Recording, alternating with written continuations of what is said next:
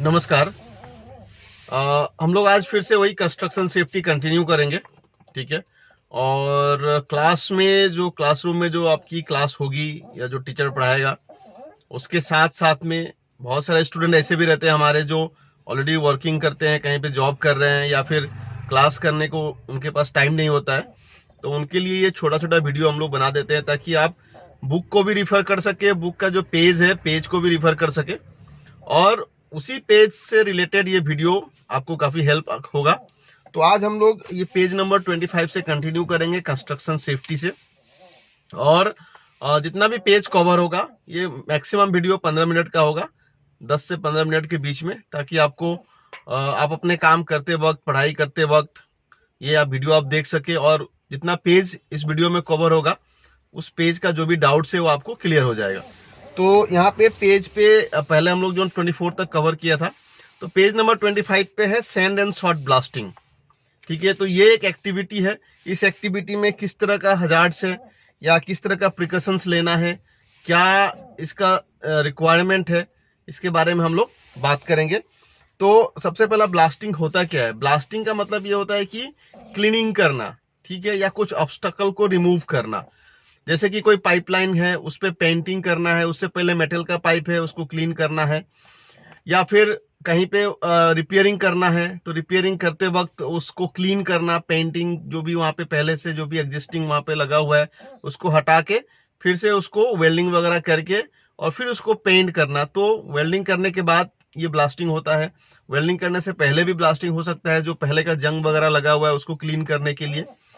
तो इसमें होता क्या है कि ये एक तरह का जैसे कि ये एक क्लोज जगह में इसको किया जाता है, ठीक है। जैसे कि एक पाइपलाइन गया हुआ है तो उसको चारों तरफ से कवर करेंगे जिस एरिया में ब्लास्टिंग करना है, और कवर करने के बाद वहां पे एक इक्विपमेंट होगा। उस इक्विपमेंट में क्या होता है कि कभी कभी सैंड यूज किया जाता है, बहुत बारीक सैंड होता है, क्वालिटी डिपार्टमेंट उसको अप्रूव करके उस सैंड को अप्रूव करते हैं, या फिर कहीं कहीं पे बहुत ही छोटा छोटा कंकड़ यूज किया जाता है, पत्थर यूज किया जाता है, और इसको एक डिवाइस के जरिए, एक मशीन के जरिए, उसमें एक गन के माफिक एक इक्विपमेंट होता है और एक मशीन होता है जिसमें कि वो कंकड़ डाला जाता है, और कंप्रेसर मशीन से उसमें काफी प्रेशर होता है और उस प्रेशर के थ्रू पाइपलाइन होता है, उस पाइप से गन के थ्रू एक गन जैसा एक इक्विपमेंट होता है, उस गन के थ्रू वो बारीक सैंड या फिर वो छोटा कंकड़ जो भी क्वालिटी डिपार्टमेंट, इंजीनियरिंग डिपार्टमेंट जो भी अप्रूव करता है, उसको काफी हाई प्रेशर में उस डिवाइस से बाहर निकाल के उस पर्टिकुलर एरिया में शूट किया जाता है, ताकि उसका जो जंग जो भी लगा हुआ है वो निकल जाए, साफ हो जाए, और वहां पे किसी तरह का क्वालिटी कंप्रोमाइज नहीं हो। इस पूरे प्रक्रिया को सैंड ब्लास्टिंग कहते हैं, सैंड एंड सॉल्ट ब्लास्टिंग कहते हैं। तो इसमें सबसे पहला काम जो एज ए सेफ्टी ऑफिसर आपको देखना है कि इस एक्टिविटी को करते वक्त क्या वहां पे रिस्क असेसमेंट बनाया गया है, क्या जॉब सेफ्टी एनालिसिस वहां पे है, अवेलेबल है। कोई कंपनी जॉब सेफ्टी एनालिसिस बनाती है, कुछ कंपनियां रिस्क असेसमेंट बनाती है, दोनों ऑलमोस्ट सिमिलर है। उसमें भी हजार्ड को आइडेंटिफाई करना है, रिस्क को इवेलुएट करना है और कंट्रोल मेजर को एस्टैब्लिश करना है, ठीक है। तो ये एक लीगल डॉक्यूमेंट होता है, रिस्क असेसमेंट या जॉब सेफ्टी एनालिसिस। अगर आपके प्रोजेक्ट में, अगर आपके फैक्ट्री में कोई भी एक्टिविटी अगर रिस्क असेसमेंट के बिना किया जा रहा है तो वो एक्टिविटी को एक तरह से इलीगल माना जाता है सेफ्टी में। तो आपको ये ध्यान रखना है as a junior safety officer, या फिर आप सीनियर सेफ्टी ऑफिसर हैं या एक्सपीरियंस वाले हैं या फ्रेशर है, ये आपको जरूर ध्यान रखना है कि वहां पे जॉब सेफ्टी एनालिसिस या रिस्क असेसमेंट उस पर्टिकुलर एक्टिविटी का वहां पे अवेलेबल है। जब रिस्क असेसमेंट बनाया जाएगा तो उसमें हर स्टेप का हजार्ड उसमें ढूंढ लिया जाएगा, उसका लीगल रिक्वायरमेंट्स क्या है, उसका एग्जैक्ट इंजीनियरिंग कंट्रोल मेजर्स क्या है, वो हजार्ड किस तरह से कंट्रोल किया जाएगा। तो इसमें मान लीजिए कंप्रेसर मशीन है, उसका फिटनेस सर्टिफिकेट, उसका कॉम्पिटेंट पर्सन बनाने वाला, उसको चेक करने वाला, उसका जो भी इलेक्ट्रिकल कनेक्शंस वगैरह है वो चेक करना, वो एक उसमें रिक्वायरमेंट आ जाएगा। जो आपका सैंड ब्लास्टिंग का जो इक्विपमेंट है उसका थर्ड पार्टी सर्टिफिकेट राइट, वो सही से इंस्टॉल किया गया है कि नहीं किया गया है, उसके ऊपर उसमें आ जाएगा उसका जो भी कॉम्पिटेंट पर्सन है। अब इसमें क्लियरली लिखा गया है कि इस चीज को एक कॉम्पिटेंट पर्सन के द्वारा ही इसको हैंडल किया जाना चाहिए। अब कॉम्पिटेंट पर्सन कौन है? कॉम्पिटेंट पर्सन वो बंदा है जिसके पास क्या है, नॉलेज है उस पर्टिकुलर एक्टिविटी के बारे में, उसके पास एबिलिटी है, उसके पास उस काम को करने के लिए ट्रेनिंग है, और उसके पास एक्सपीरियंस भी होना जरूरी है। यानी कि knowledge, ability, training and experience, अगर ये 4 चीज उस बंदे के पास है तो हम उसको कॉम्पिटेंट पर्सन कहते हैं। ठीक है, तो इसमें यही चीज कवर किया गया है कि सैंड ब्लास्टिंग क्या है और इसका प्रिकॉशंस क्या लेना है। प्रिकॉशंस इसके बारे में एक यहाँ पे लिखा गया है कि blasting enclosure shall always be maintain in good condition and effective measure shall be taken to prevent dust escaping from such enclosure and from apparatus connected therewith into the air of any room. तो ये जहां भी enclosure किया जाएगा वहां पे बढ़िया से उसको एक कैनोपी टाइप में होता है जिसको क्लोज किया जाता है। जो बंदा उसके अंदर काम करेगा वो कॉम्पिटेंट होना चाहिए, एक्सपीरियंस बंदा होना चाहिए, और उसका एक सुपरवाइजर भी होना चाहिए जो कि कॉम्पिटेंट हो। तो ये बहुत इंपॉर्टेंट चीज है, मैंडेटरी चीज है, इसके ऊपर ध्यान रखना है। दूसरा, इसका एग्जामिनेशन और इंस्पेक्शन करते रहना है, पेज नंबर 26 में। तो ये मैं जैसे कि मैंने बताया कि कॉम्पिटेंट पर्सन का ये काम है, तो उसको ये करना है।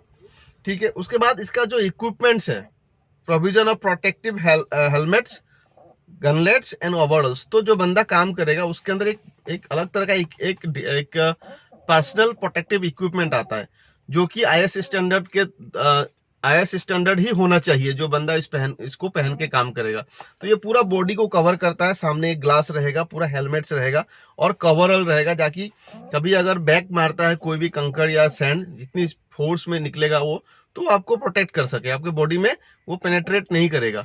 तो इसको ध्यान रखना है कि वो बंदा जो भी काम कर रहा है पूरी तरह से पर्सनल प्रोटेक्टिव इक्विपमेंट्स पहन के ही काम करना है। और इस पर्टिकुलर एक्टिविटी के लिए अलग से पर्सनल प्रोटेक्टिव इक्विपमेंट आता है, तो ये आपको ये परचेज करना है और पहनने के बाद ही ये काम करना है।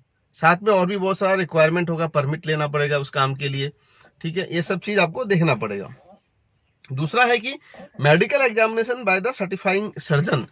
तो कोई भी बंदा काम कर रहा है या फैक्ट्री में ज्वाइन किया है तो विदिन 15 डेज, और ये काम करने से पहले उसका मेडिकल होना जरूरी है।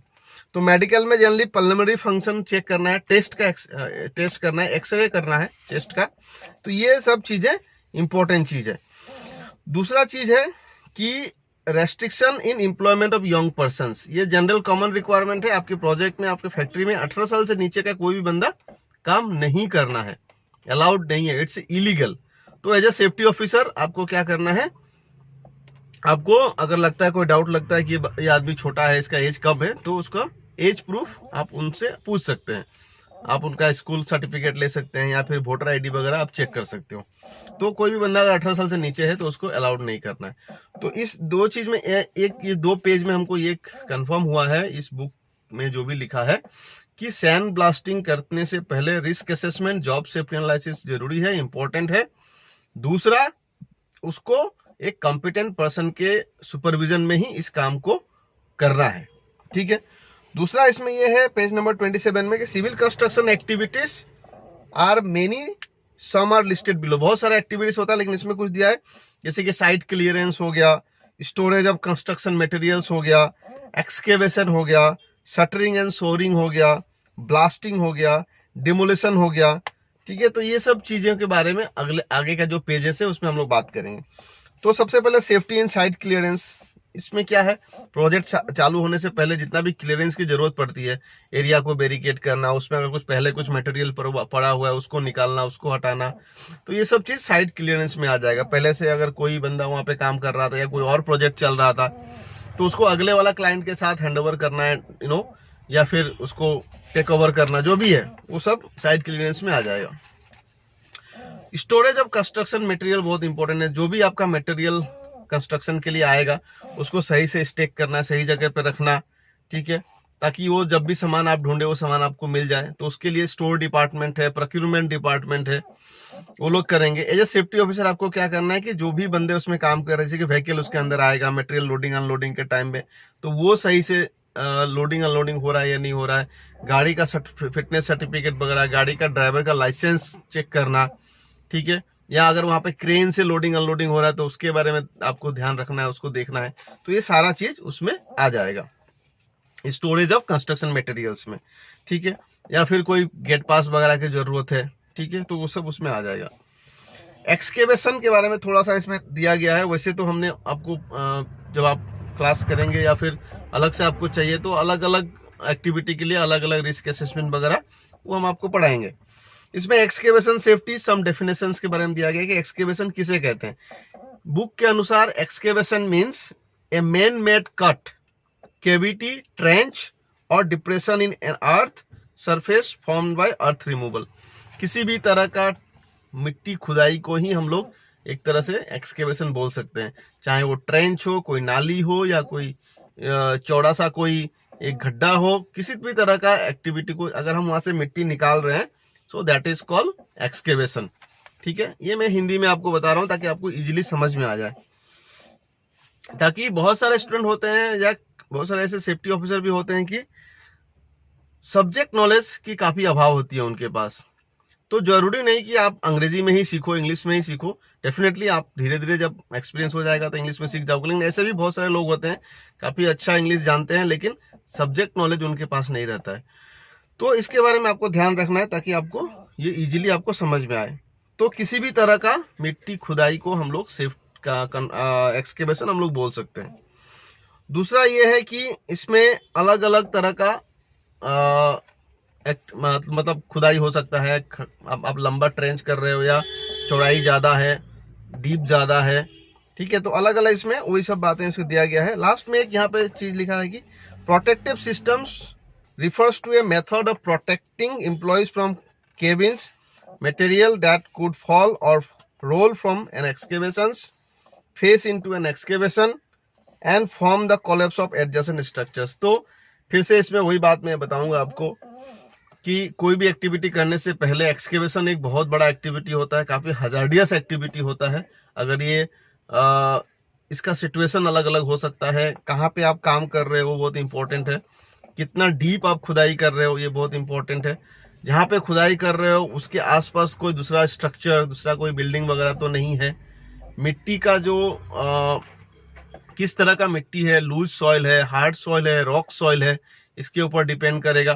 तो ये जो पूरा प्रक्रिया है इसको करने से पहले आपका जो भी वहां पे सिविल इंजीनियरिंग डिपार्टमेंट है उनके द्वारा या और भी कोई इंजीनियरिंग डिपार्टमेंट है तो उनके द्वारा इस एक्टिविटी को करने के लिए पूरी तरह से एक मेथड स्टेटमेंट या जॉब प्रोसीजर जिसको बोलते हैं, इंजीनियरिंग मेथड स्टेटमेंट होना बहुत ही लीगल रिक्वायरमेंट है, इंपॉर्टेंट एक डॉक्यूमेंट होता है, ठीक है। उस डॉक्यूमेंट में ये पूरे जहाँ पे खुदाई होने वाला है उसका मिट्टी का सॉइल टेस्टिंग वगैरह से लेके कौन सा स्टेप में क्या क्या हजार्ड से वो पूरा उसमें आइडेंटिफाई होता है। और उसके बाद आपको उसी डॉक्यूमेंट के बेस पे आपको एक रिस्क असेसमेंट भी बनाना है। रिस्क असेसमेंट बनाने में आपको वहाँ का जो साइट इंजीनियर है, वहाँ का जो साइट सुपरवाइजर है, जो एक्सपीरियंस बंदा है, जो काफी सालों से एक्सकेवेशन में काम किया हुआ है, उसका मदद लेना बहुत जरूरी है, ठीक है। और उसके बाद एक डिटेल्ड रिस्क असेसमेंट, एक डिटेल्ड जॉब सेफ्टी एनालिसिस आपको बनाना है, आपकी कंपनी को बनाना है, उस पर्टिकुलर इंजीनियरिंग डिपार्टमेंट को बनाना है, ताकि उसमें हर हजार्ड को आइडेंटिफाई किया जा सके और उस हजार्ड का जो रिस्क है उस रिस्क को मिनिमाइज करने के लिए जो भी कंट्रोल मेजर्स है वो लिया जा सके। तो एज ए सेफ्टी ऑफिसर आपको ये देखना है कि डॉक्यूमेंटेड सेफ्टी का जो रिक्वायरमेंट है वो है कि नहीं है, ये बहुत इंपॉर्टेंट चीज है। उसके बाद में आपको काफी डिटेल्स में उसके बारे में आपको मिल जाएगा कि एक्सकेवेशन सेफ्टी में क्या क्या देखना है आपको, ठीक है। तो आज हम लोग इस वीडियो को यहीं खत्म करते हैं। तो आज पेज नंबर 29 तक हम लोगों ने कवर किया है और ये सिर्फ diploma in fire and safety या post graduate diploma in fire and safety या बीएससी फायर एंड सेफ्टी के लिए नहीं है, ये किसी भी कंपनी में कोई भी सेफ्टी डिपार्टमेंट या कोई भी और भी डिपार्टमेंट में कोई भी आदमी काम कर रहा है उसके लिए भी काफी हेल्पफुल है, ताकि उसको सेफ्टी से रिलेटेड कुछ जानकारियां मिल सके। Thank you very much. आगे के वीडियो में हम लोग और बात करेंगे।